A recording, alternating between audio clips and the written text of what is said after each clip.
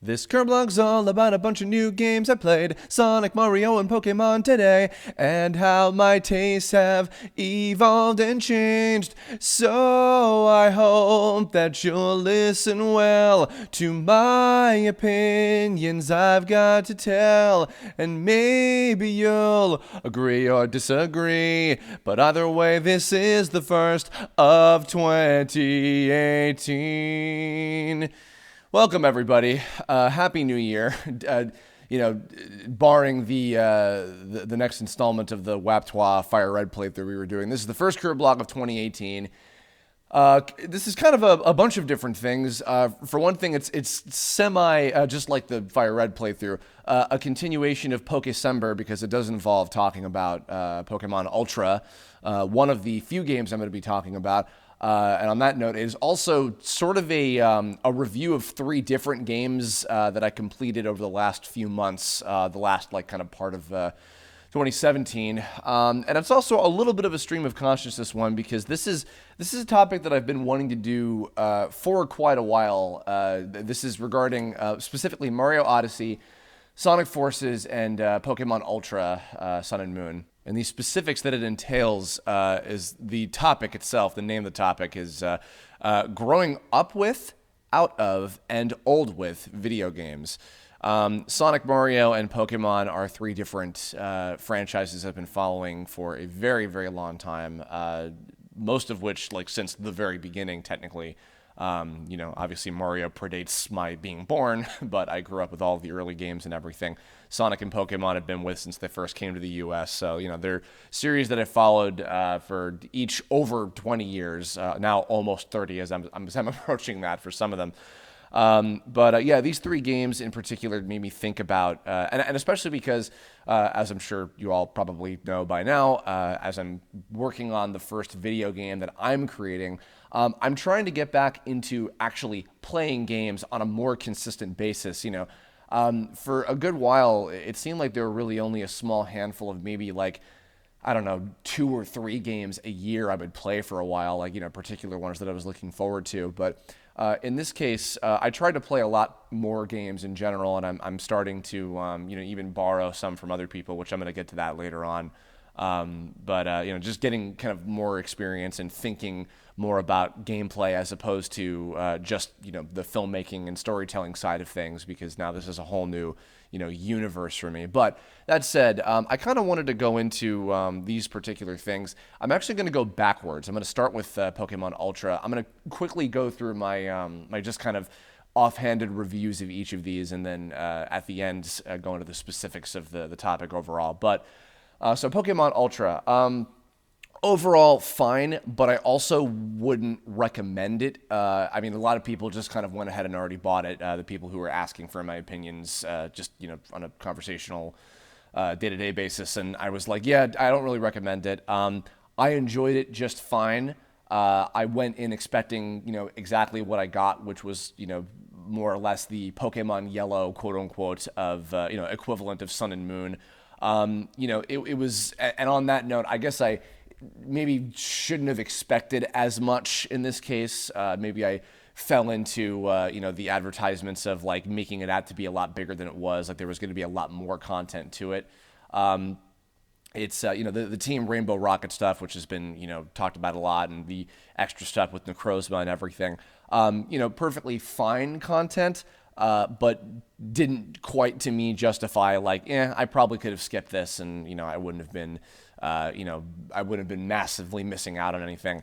But that said, even though I was, it wasn't much to add to it, I still had a good time because at the end of the day, it's still a straightforward, fun, well-designed Pokemon game.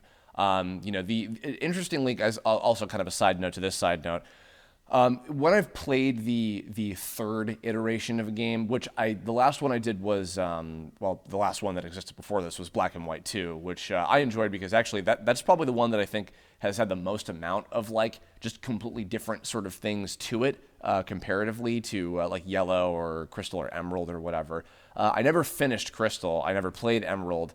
But previously what I did was I kind of tried to go to a theme with, or if not the Yellow equivalent, I would try to I would try to like go with a particular theme, or like going in knowing like, okay, I know how to go about the game this time. I know the full run of it. I won't just catch random Pokemon and, you know, build a team based on whatever. I'll actually try to build something kind of interestingly. So that was at least fun. I kind of I was suggested to this by a friend of like making almost like an alternate universe version of my team, where like there were certain puns I kind of went with. I'm trying to remember. Like for instance, I had in Sun in my original Moon copy, I had my Incineroar was named Heatcliff, and then in Ultra it was because it was a girl. I happened to get a girl written.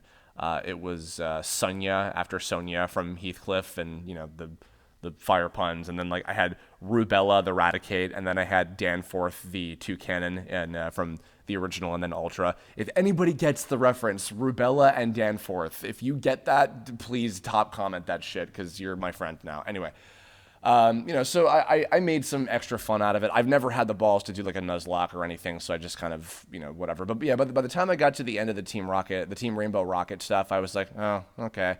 I wasn't even that motivated to maybe want to go after fighting Red and Blue, the two Gen 1 characters or whatever.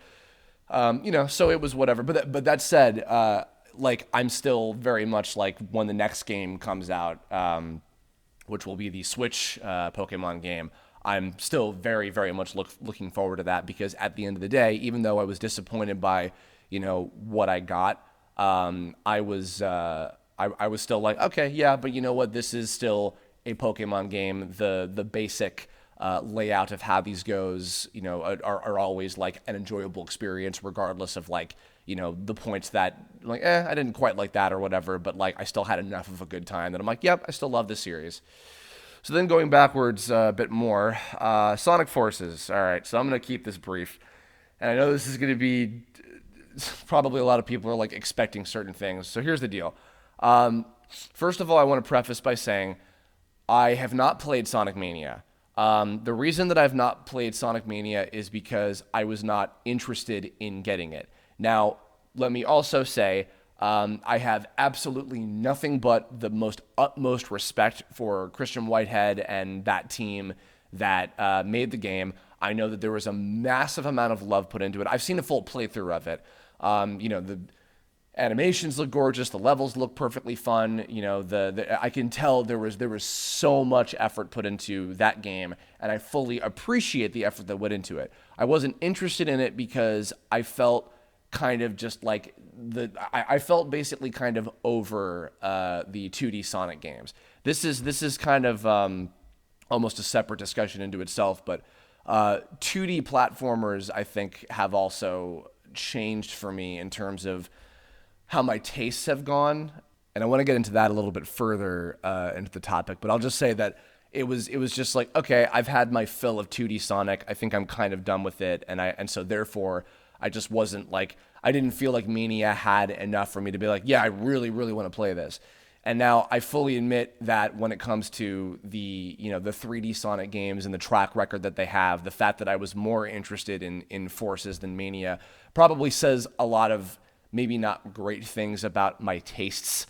You know, I know that probably to the vast majority of people who are like, what are you talking about? Forces was always looking like it was going to be terrible, and Mania always looked like it was going to be amazing. Like that's always been the general opinion that I've gotten from like every other person on fucking Earth. So I acknowledge that. That said, Sonic Generations was my favorite Sonic game. I felt that it was the perfect experience of both 2D and 3D. The 2D levels were a lot of fun, and the 3D engine was, I felt, finally the best that Sonic has ever been. I know that there are some people that don't love the quote-unquote boost to win formula or whatever, but I genuinely loved the shit out of Generations so much that I willingly 100%ed the whole game twice because I just had that much fun with it.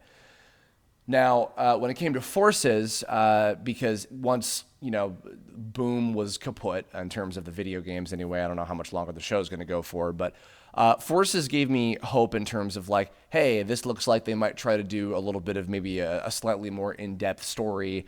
You know, I've been liking the stories and the dialogue and the cutscenes and the, you know, character animation and voiceover and the general aesthetic of the 3D Sonic stuff for everything since Colors as of late. I think has been genuinely good with the two Happy Tree Friends guys and all that.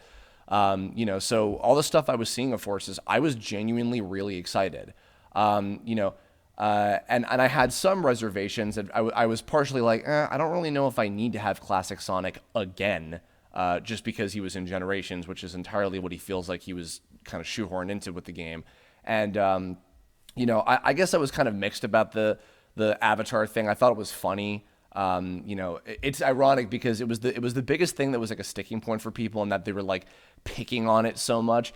And yet all the footage I've seen of like other people playing the game, like other playthroughs or whatever, like building the Avatar character and like customizing them with all the dumb bullshit, like that seems to be like the most genuine fun that I see everybody having with the entire game.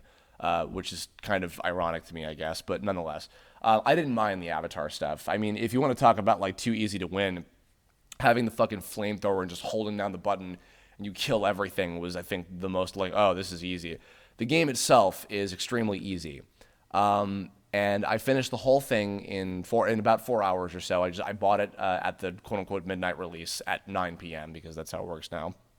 Brought it back home, played through the whole thing, and when I beat it, I felt like depressed. I was really sad because, and I really do mean this when I say this, I don't even think Sonic Forces is a terrible game. It is not by any stretch of the imagination. It's not Sonic 06. It's not fucking, Sonic Boom, Rise of Lyric or whatever. It is nowhere even remotely near that bad. In fact, honestly, I would still even put it like in the same general realm as like, Colors and Generations or whatever, or even Lost World, where it's just like, yeah, it's fine, but what was depressing about it was when I finished, I felt nothing. I wasn't even mad. I was more like sad than angry about like, oh man, I just bought this game or whatever. It was just, I felt like, I was jokingly saying I felt like dead inside. I was just completely null, because what I think happened was it made me realize, you know what? I think I've officially grown out of Sonic as a whole. And, anybody who's ever listened to a lot of like my rants I've gone on and on and on and on with on some Call Me Johnny's charity streams and like the Sonic 06 playthrough that I would do every year with the Elite 3 guys and everything. I have a lot of particular opinions about the Sonic franchise as a whole, which I don't want to go too much on that tirade, but I realized that I was actually falling for a lot of what that was, because I looked back and I'm like, no, you know what? This could have been another case where like Lost Worlds, for instance, Sonic Lost World, I thought, oh, like this has a cute story and I like the cutscenes and the animation. I didn't have to have granted, I was bought a copy of that. That was a Christmas present. I didn't ask for it. And I played it and I beat it, but I was like, I could have skipped this game and just watched the cutscenes and it would have been fine. And Forces was the same way, where I'm like, I could have watched the cutscenes, had a half-baked, experience out of like, okay, that was kind of amusing, I guess, but I really didn't get much else out of this otherwise, other than like, oh, cool, the cutscenes were kind of amusing, the voice acting was good, the animation is pretty, whatever, that's it, and then I'm done. Like I didn't have to buy that game and play through it myself, and I would have been fucking perfectly fine. And I'm realizing now it's like, yeah, I'm kind of in that realm, and that's why I think I've officially just lost the spark, where I used to be like, yeah, I'm excited and I have that like childlike wonderment over, wanting to get these, the next game and see these characters, because I fall for that joke I mentioned where like the Sonic characters aren't actually very interesting or in depth. They're just like, they have cute, fun, iconic designs with bright colors and like one-dimensional personalities, and that's it. There's nothing to them, like, other than my other point I made about how like Silver and Shadow and some of the other games have had like development because they change and learn things. They have derivative as fuck DBZ bootleg stories, but they are some of the only characters with actual development.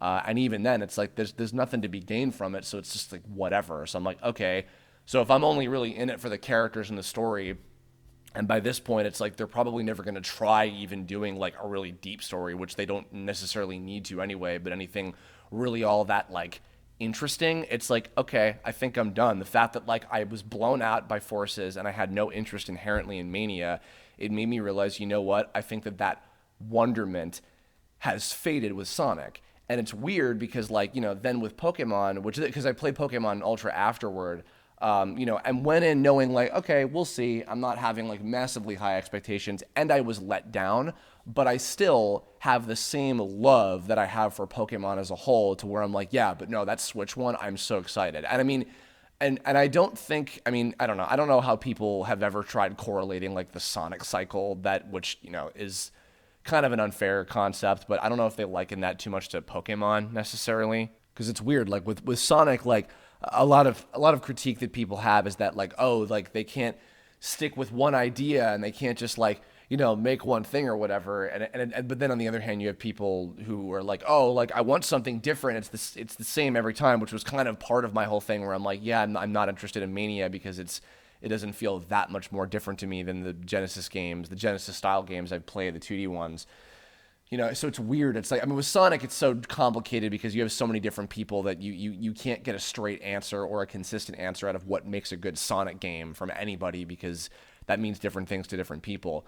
But with Pokemon, like, even though people give the critique of, oh, Pokemon is the same fucking game every single time or whatever, but yeah, it's the same good game every time, and I feel that they have enough different and new things updated between generations, specifically, not regarding Ultra, like the yellow equivalent of a generation, but with each successive new actual Pokemon game, it's kept enough to the core, like, because the battle system for Pokemon is just so solid and so well designed that it's like, why would you want to change it? There's rumors. I remember Game Explain was reporting on some of the rumors about, oh, they might have like a new battle system, which I'm like, no, there's no fucking way that they're going to do that, which I think Derek mentioned, like, he doesn't think that's going to happen, which probably not.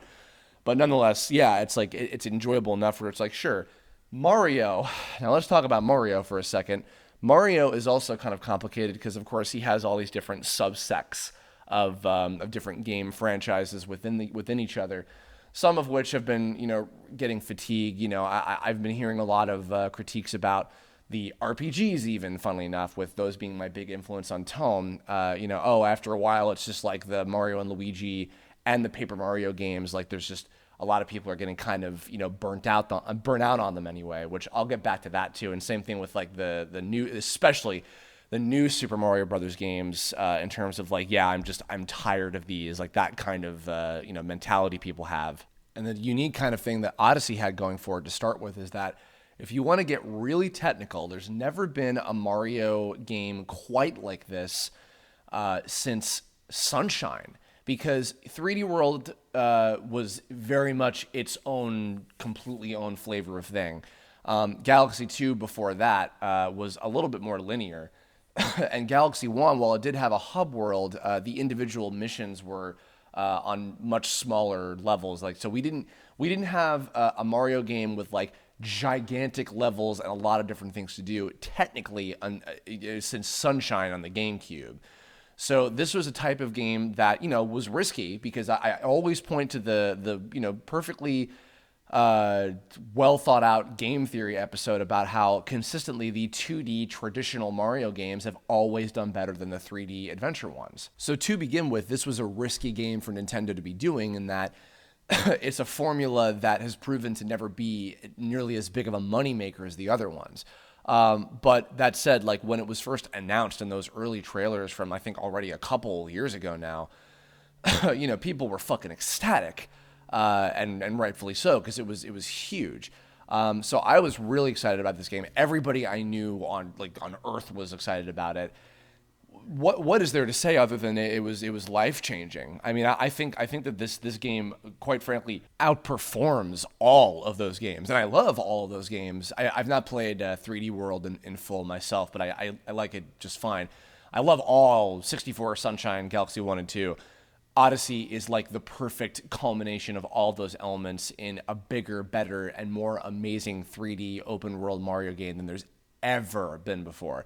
I do admit, as a limitation, I did give up on trying to get all 999 of the moons, and also, when out of curiosity, peeking on what was the reward for it, I was like, not important enough for me to want to try doing that. I've also never 100%ed Sunshine with the blue coins and all that shit, and I don't think I've done that for the Galaxy games either.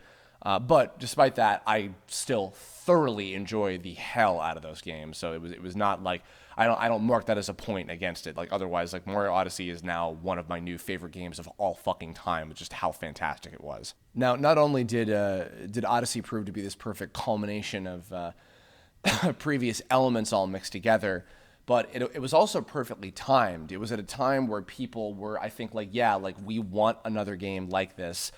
Not only did it deliver on that, it did so many like new things, like this perfect balance of like adding a bajillion new elements, a bajillion things to do, and things to obtain. I mean, it has more collectibles than like pretty much all of the other Mario games almost combined. Individually, as a game, it has a bigger collectible, total count than any other 3D collectathon. I mean, it's hilarious because like, I enjoyed Ukulele, and I also liked. I'm proud of how Hat in Time turned out, and yet Odyssey came in and it's just like, oh, here you go, everybody, take my coat. In terms of like, a massive experience. It's like, wow, good lord, like, there's things about it that like. Almost, this is kind of in a way like, the Banjo 3E that we never got.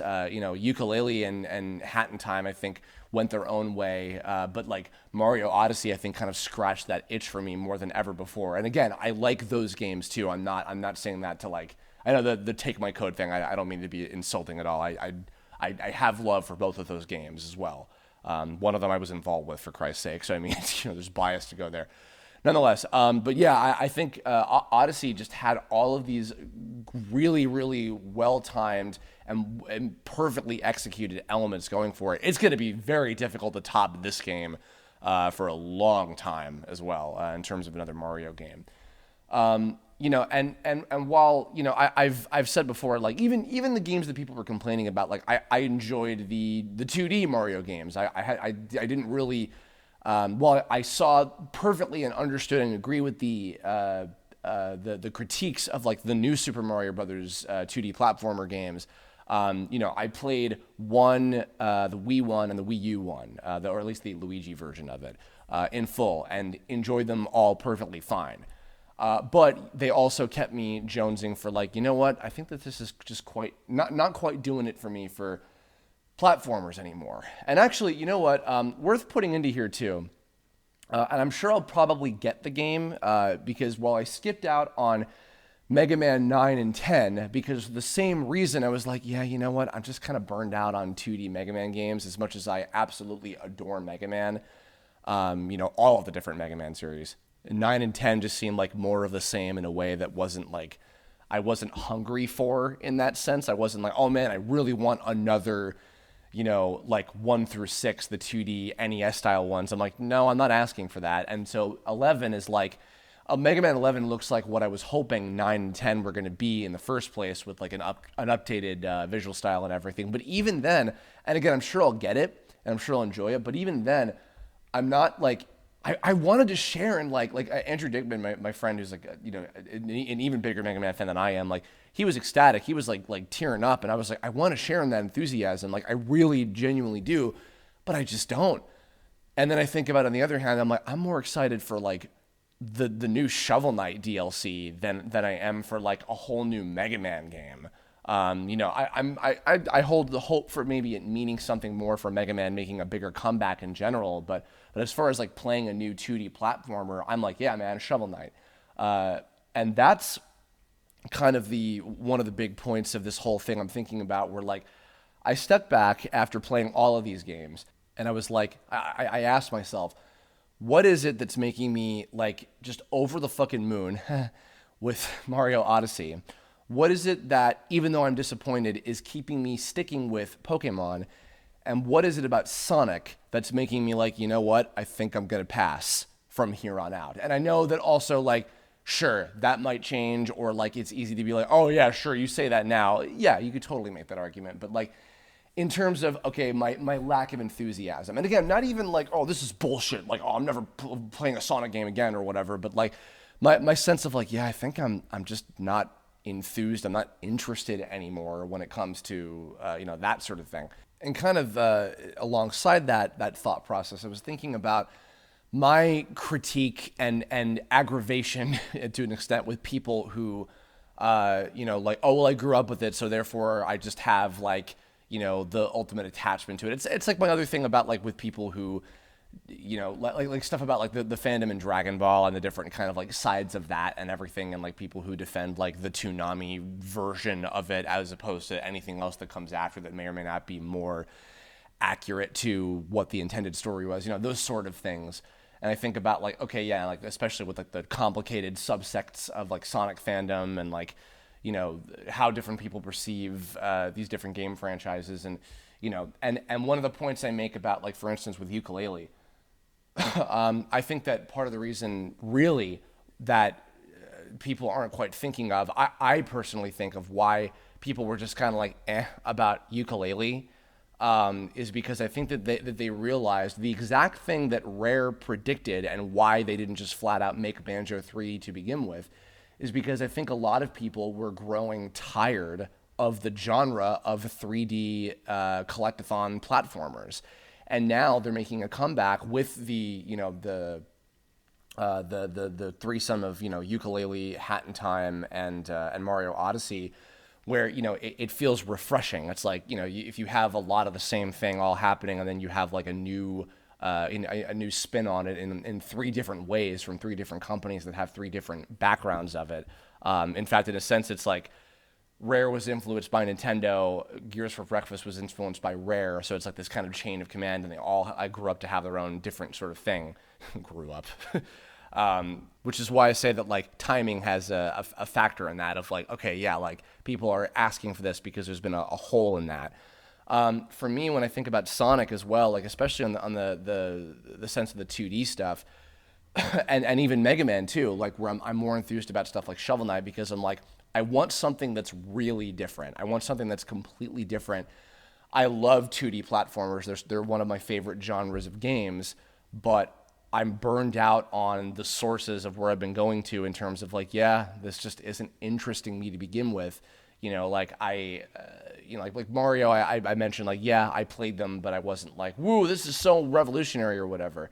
And then Shovel Knight, I've said, I did a Kirblog a long time ago about like, what do I consider to be like the perfect game? And like Shovel Knight is practically it for me in terms of like a game. I think it covers everything I could ever want. And also, I would often joke about how, like, before 11 was announced, I was like, oh yeah, Shovel Knight is the best new Mega Man game in years. And then when I turned to Pokemon for a minute, like, I still do meet a lot of people who are just like, yeah, I'm just tired of it. It just feels like the same to me. And that's fair. And I think that in that same sense of like the thing I mentioned about the Yooka-Laylee, Banjo 3 kind of thing, is that I think that just after a while, it's also like you want something else. Like you like the genre, you like that sort of deal, but you want a different flavor of it, which is why I think in the case of Pokemon, for instance, Pokemon is a very, very simple RPG. It was the second RPG that I played after Legend of the Seven Stars, which is even more simplistic than that, at least in terms of its battle system. Obviously, it's more complicated with the level design and the platforming, but with a battle system, I would say it's more simplistic than Pokemon. And Pokemon is, especially the way it is now, I think it's a lot more. It's very developed, even though but it has a sense of simplicity to it, like compared to like a Final Fantasy, which I've been intimidated by. I would like to try like a classic Final Fantasy game. Or like a Persona, which I think, because a lot of my friends are like, oh, dude, you got to play those. Like, those will be very beneficial for the development of Tome, which I agree with. And I do want to get into trying to play some of those games at some point as well. But like, I think that Pokemon, like, for at least now and for the foreseeable future, it's just hooked me in terms of like, yeah, like this is like it's a combination of simplistic and in-depth enough of an RPG, a turn-based game that I always enjoy. Like I always still get the same, feeling out of that like, the basic raw like enjoyment factor of a game, which I've talked about before. I think also in my my What is a Perfect Game Kirblog. I'll probably link that one at the very end because it's a good listen. I think up my own ass. It's a good listen, but But yeah, but it scratches that same kind of itch still, and I enjoy the the new takes that they do with the stories and the new regions and the there's enough of like a flavorful like difference in what I can do each time that I don't get sick of it or whatever. And then I think, but I when I look at other people who do get tired of that, I think, okay, yeah, because I think that where you're looking in now is probably another kind of RPG, another kind of maybe not even a turn-based game necessarily, just something else that is a little bit more than just what we have at Pokemon. Because, like I said earlier, I don't see Pokemon changing. I don't see it going in a different direction of, maybe even going that much more deep than it is. I don't see them doing like stuff with timed hits or something like that. And I can't think of other examples, I guess, because I don't know the more complicated things. But like, I don't see them doing stuff like that because I think that they have it a perfect kind of place to stay grounded with a battle system. That it's like if they were to do something else, it would be a completely different game. And that's my point of like, if you're tired of that, then you want to play a different kind of game. And then actually, so I haven't beaten this yet, but I'm borrowing a copy of Okami right now. I'm playing through that because I got a PS4 for the holidays, and I'm really enjoying that game because it's well, for one thing, I love Kamiya stuff because I enjoyed Wonderful 101, so I'm getting the sense of like, hey, like this is scratching that itch, and like I'm really liking that sort of this team of guys, the folks that eventually went on to do Platinum Games.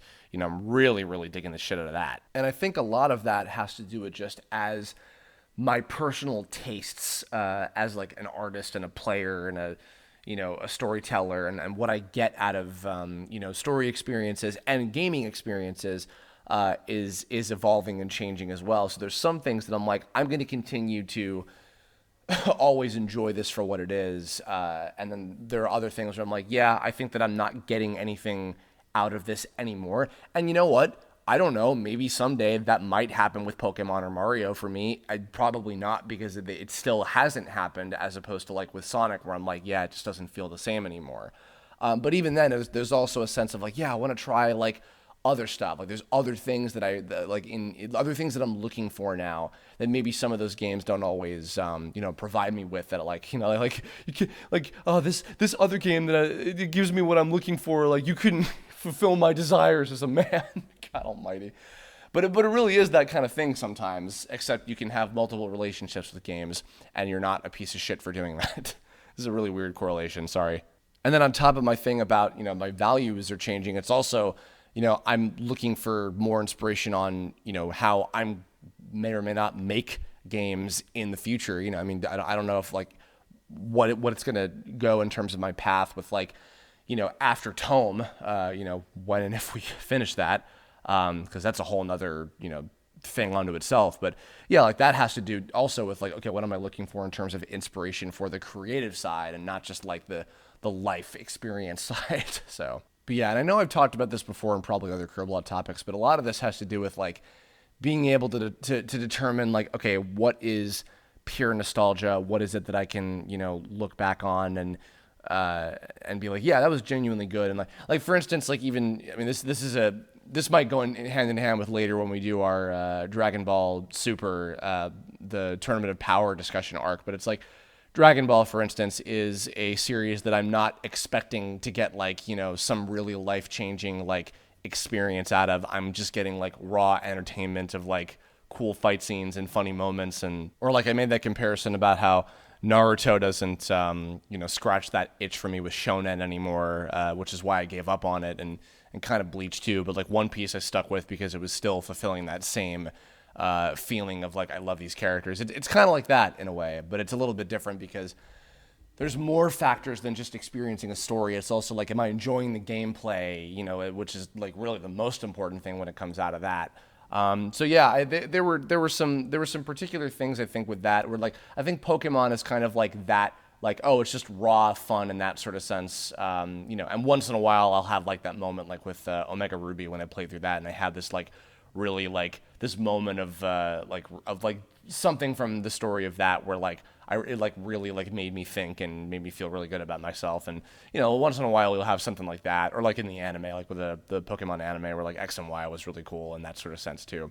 But I digress. Yeah, and then like Mario is just like total inspiration, just like pure genius game design. So it fulfills all these different things, you know.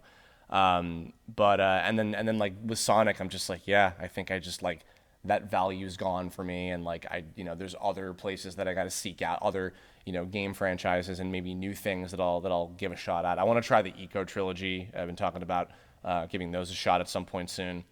But yeah, and just this year, I guess I didn't mention this on my my New Year's resolution video, but yeah, just playing a lot more games in general this year is a big thing that I want to do. Both on like the streaming sense and just like trying new games and getting experiences out of those. So I'll be very happy when I don't have to grind our Fire Red Waptwa team anymore.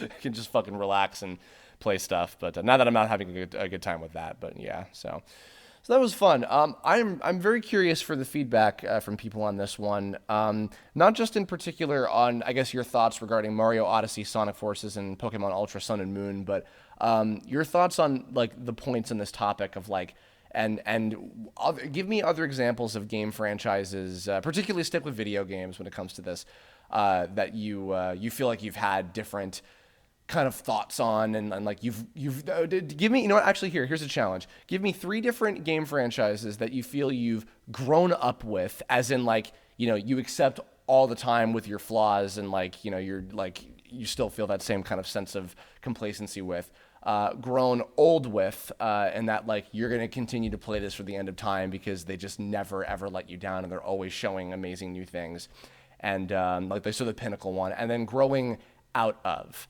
That you're just like, yeah, you know what? I think I'm done. And give me the why. That's your homework assignment, kids, just because I'm curious. And yeah, so let me know in the comments.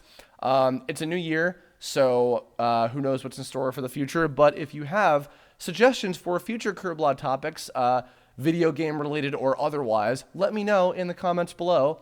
And I mayhaps will do some further topics. I think, again, these are going to be mostly allocated to weekends, and I'll be doing streams throughout the weekdays, particularly on Tuesdays with gaming stuff. And I'll let you all know very soon when I'll be doing the animation streams. Again, probably not this month, but very soon within the year. So thanks for listening. This was a fun one, and getting back into the swing of things for Kirblogs again. And yeah, I'll see you all in the next one. So fare thee well. Bye.